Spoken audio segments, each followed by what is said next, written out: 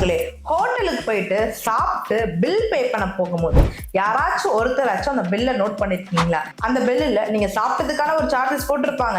அது மட்டும் இல்லாம ஜிஎஸ்டி டாக்ஸ் எல்லாமே ஹேட் பண்ணி போட்டுருப்பாங்க.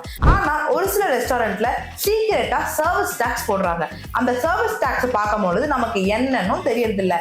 இனிமே நீங்க ஏதாவது ஒரு ரெஸ்டாரண்ட் போய் சாப்பிடுறீங்க இல்ல ஹோட்டல்ல போய் சாப்பிடுறீங்க அப்படின்னும் போது இந்த சர்வீஸ் டாக்ஸ் போட்டிருக்காங்க அப்படின்னா இந்த விஷயத்த கண்டிப்பா ஞாபகம் வச்சுக்கோங்க. டெல்லி ஹைகோர்ட் ரெஸ்டாரண்ட்ஸ் எல்லாருக்குமே ஒரு ரூலிங் கொடுத்திருக்காங்க.